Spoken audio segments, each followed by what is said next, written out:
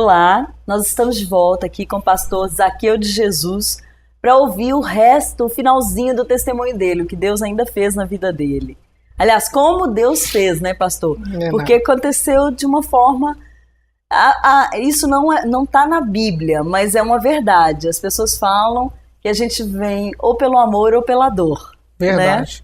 Né? E eu vim pela dor. Na verdade, eu vim para a igreja, né? Logo depois eu vim com a minha esposa hoje, retornei para a casa do Senhor, comecei a servir a Deus, mas começaram a ter pessoas que me via na rua, às vezes nem me conhecia, já começava a falar, olha, Deus vai te usar, você vai ser um pregador do evangelho, você vai ser um pastor. Aí eu olhava e falava assim, pastor, cuidar de vida dos outros? Não, quero não. Às vezes eu ia em alguma igreja, até mesmo para pregar o evangelho, quando eu estava pregando, levantava lá uma pessoa de Deus e começava a entregar para mim um recado de Deus, que eu iria cuidar de almas. Só que eu tive uma vida muito sofrida. E eu não queria cuidar de vida dos outros. Porque cuidar da minha foi muito difícil. Né? Já que eu tive um passado tão dolorido. Então, para cuidar da vida de outras pessoas, para mim, eu não queria. E toda vez que Deus levantava alguém para falar, dentro de mim, eu rejeitava. E eu pensava assim, eu tenho o livre-arbítrio. E eu não quero isso. Só que eu vim aprender da forma mais difícil. Que livre-arbítrio, ele não se inclui quando fala de obra de Deus. Quando se trata do id de Deus. Quando se trata da vontade de Deus. Verdade. Né? Concordo. E Deus tinha um chamado para minha vida. E eu lembro que eu fui numa igreja lá na Cidade de Deus. E Deus levantou uma irmãzinha que parecia que ela dormiu o culto todo. E eu olhava para ela assim, ela abaixada, de cabeça baixa. Mas aquela irmã estava em espírito. E eu pensei que aquela irmã estava dormindo. E quando acabou o culto, aquela irmã deu um pulo, apontou o dedo assim, bem próximo do meu nariz, e disse assim, você vai fazer a minha vontade. Nem que você venha os pedaços. Uau. Mas você vai fazer a minha vontade. Eu saí dali com aquilo na cabeça e pensei assim, isso não foi de Deus, não. Não, porque eu recebi aquilo como uma ameaça. Passou poucos dias, eu sofri um acidente de moto. Tava subindo a avenida e um rapaz descendo de carro. E esse rapaz perdeu a direção do carro. Ele devia estar uns 100, 120. Eu subi a uns 60. Me pegou de frente. E a pancada veio aqui, quebrou as costelas. E chegou a fechar. Assim, né? As costelas. Então eu perfurei o intestino, o pulmão. Fiquei com falta de ar no chão. Tive hemorragia interna devido ao acidente. Essa perna aqui caiu assim no peito. Ela veio assim, caiu no peito. O braço aqui eu já fiz cirurgia plástica, né? Mas tem aqui o tendão soltou na hora.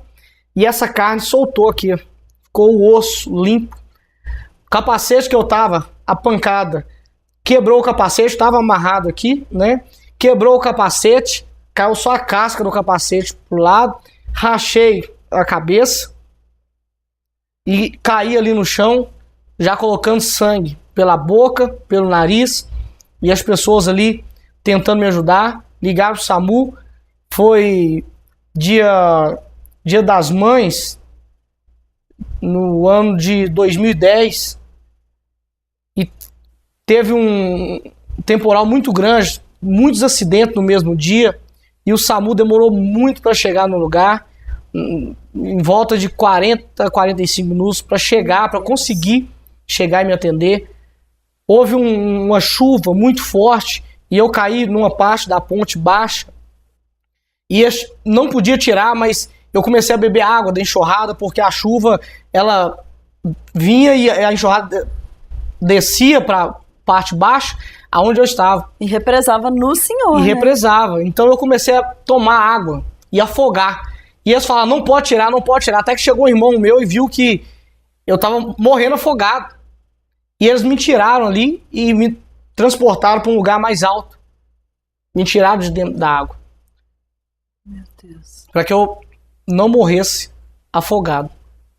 E naquele momento ali eu tive uma experiência com Deus que eu falo muito pouco, porque é experiência para pessoa, para crente, para quem crê, né?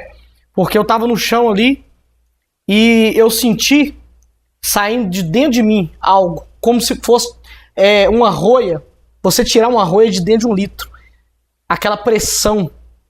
E eu senti assim, saindo de dentro de mim. E quando eu senti, eu já me vi descendo. Descendo, que o senhor fala o quê? Para debaixo da terra. Pro inferno. Para debaixo da terra.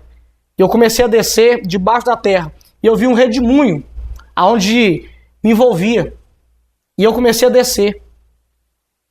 E quando eu descia, eu via todas as pessoas que falaram sobre a obra de Deus na minha vida, e eu me via recusando dentro de mim. E eu entendi que aquilo que estava acontecendo seria um momento que eu estaria indo para o inferno. E eu, ainda tendo a consciência, eu disse assim, Senhor, o Senhor já deu uma oportunidade para tantas pessoas nessa terra. Será que eu sou o pior? Será que eu não mereço uma chance? Se o Senhor me dá uma oportunidade, eu vou voltar e vou fazer tudo que o Senhor falou para eu fazer. Eu tinha tomado conta já de uma turma de irmãos em um determinado bairro e o pastor tinha mandado parar, né, que eu já estava indo para a igreja, já estava servindo a Deus, voltando para a igreja porque eu era desviado, mas eu era presbítero desviado. E logo que eu voltei, eu comecei a fazer a obra de Deus. E tinha fechado ali aquele ponto de pregação. Na verdade, já tinha até era uma igrejazinha, né? Tinha fechado e os irmãos estavam dispersos. E eu falei para Deus, se o Senhor me der uma oportunidade, eu volto e vou apacentar aqueles irmãos lá. E quando eu falei isso, eu senti como se na velocidade da luz eu subi de uma vez. E eu tomei um impacto no peito, que era como se eu tivesse tomado assim, uma pesada com os 2 pés no peito. Assim. E quando eu senti aquilo, eu voltei. Depois de uns 10 dias em coma. Sem melhora nenhuma, eu voltei. Então o senhor lembra de antes do acidente e depois do coma? Eu lembro antes do acidente, depois do coma. Até porque o meu acidente, eu via eu quebrado, a perna jogada, o braço, o osso, eu tenho a lembrança do tendão caído aqui como fosse uma goma de soro, né? Eu tenho lembrança de muitas coisas que foi falado. Inclusive, chegou um senhor e disse assim, infelizmente, quando sai sangue pela boca e o nariz, não escapa. E eu lembro ainda desse senhor falando isso, e eu lembro de uma voz que disse assim, você não vai morrer. Fui para o hospital, né? Os meus pais, os meus amigos, os irmãos que me visitaram, sabem disso, que a todo instante as pessoas chegavam, muitos choravam porque via minha situação, a cabeça inchada, enfaixada, a barriga aberta, a perna estava com litros de soro puxando o osso do fêmur, porque eles iriam esperar uns dias para fazer a cirurgia do fêmur, porque a possibilidade de vida era pouca. Então poderia fazer uma cirurgia, gastar anestesia, gastar tempo em vão. Então eu estava esperando uns dias para fazer a cirurgia. E minha perna estava sendo puxada por litros de soro. Se eu não me engano, 6 ou 7 litros de soro puxando e a minha perna no alto, inchada. E foi quando eu voltei e vi ali a minha situação, usando fralda descartável para fazer ali as necessidades, não tinha como levantar. Uma situação muito complicada, usando sonda e drenos, né, de dentro da barriga, na perna. Foi uma luta muito grande ali naquele hospital. Mas quando eu voltei, foi um momento que eu respirei fundo e senti um alívio de ter voltado. Glória a Deus. E foi assim, logo os primeiros dias que eu saí do hospital, que eu comecei a caminhar de muleta, eu já aluguei um espaço e comecei a fazer a obra de Deus. Eu quebrei 3 parafusos da perna, porque tinha algumas coisas que tinha que quebrar. Eu esforçava muito para fazer a obra de Deus. Quebrei 3 parafusos.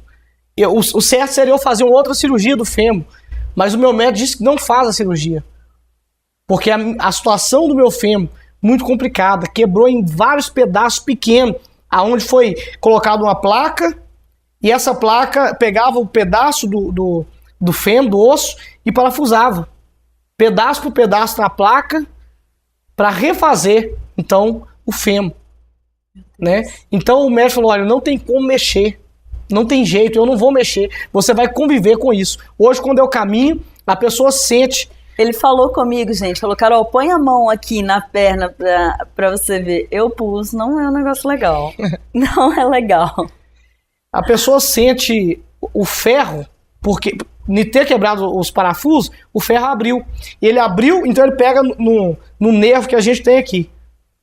Eu nem sabia que a gente tem um nervo, mas depois do acidente eu sei que a gente tem um nervo que passa aqui. E esse ferro ele passa constantemente. Cada movimento que eu faço assim, esse ferro ele passa no nervo. A minha perna ficava sempre inchada. E eu fiz uma campanha no monte para Deus poder me curar. Hoje eu jogo futebol. Sério? Com os jovens da igreja. Essa perna aqui, eu tenho um laudo. Essa perna aqui, ela ficou menor do que essa. E o meu andar seria para sempre ambulando. Né? Que é aquele andar meio que jogando do lado. E eu fiquei andando assim por 2 anos e meio, mais ou menos, jogando do lado. Até que eu cheguei até querer comprar uma bengala, porque dava muita dor na coluna de ficar jogando do lado. A coluna doía muito. E eu pensei numa bengala para firmar, para eu poder caminhar. E um dia eu pensei, espera aí, Deus me curou porque eu não sinto mais dor na perna. Deus me curou porque eu tinha muito problema de esquecimento, até esqueci até onde eu estava, às vezes na rua. Deus me curou. Por que eu vou comprar uma bengala se eu tenho um Deus que cura? E o senhor tem todos esses laudos, pastor? Tem todos esses laudos. Aí eu fui pro monte, fiz uma campanha no monte. E nessa campanha eu falei para Deus, Deus, eu preciso caminhar para fazer a tua obra. E eu lembro que um dia eu estava em casa, caminhando normal, e a minha esposa começou a olhar diferente para mim. E eu olhei ela olhando assim, não sabia o que estava acontecendo, e eu, normal. Aí eu falei, amor, o que está acontecendo? Ela ficou meio assustada, falou assim, vai ali. Eu, sem entender, mas por quê? Vai ali. Por quê? Não, vai ali. Eu, assustado, fui. Ela disse, você não está mancando mais.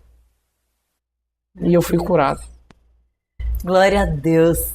E assim como o senhor foi curado e foi liberto, hoje o Senhor te usa para isso, né, pastor? Para curar e libertar. Hoje nós temos a igreja ali na Praça do Arara. E graças a Deus, nossa igreja tem sido referência, né, na área de cura e libertação. A gente trabalha na área de cura e libertação.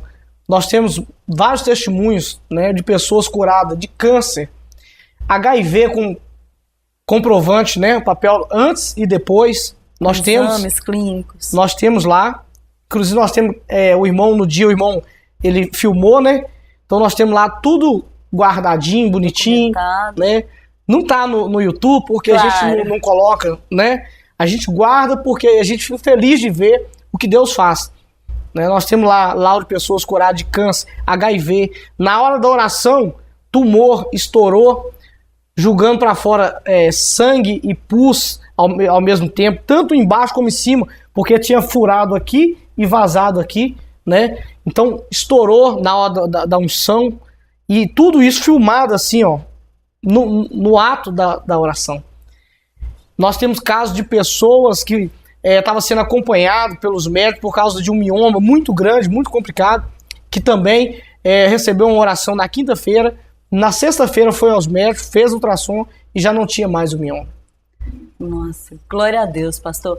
Eu sei, assim, que o senhor tem muito mais para contar para a gente. Eu quero de verdade que o senhor volte outras vezes, não agora para o testemunho, mas para que a gente possa testemunhar essa cura, essas outras curas, esse processo de libertação, que eu sei que também não é só a cura física, é a espiritual, né? Isso. Mas hoje o nosso tempo está esgotado e eu queria só que o senhor fizesse uma oração rapidinha para quem está em casa, só para que essas pessoas também possam sentir um pouquinho do que Deus tem feito, um pouquinho do que eu estou sentindo aqui da unção. Amém. É bem pequenininha, uma oração pequenininha, só mesmo para que as pessoas possam sentir o agir de Deus também em casa. Amém.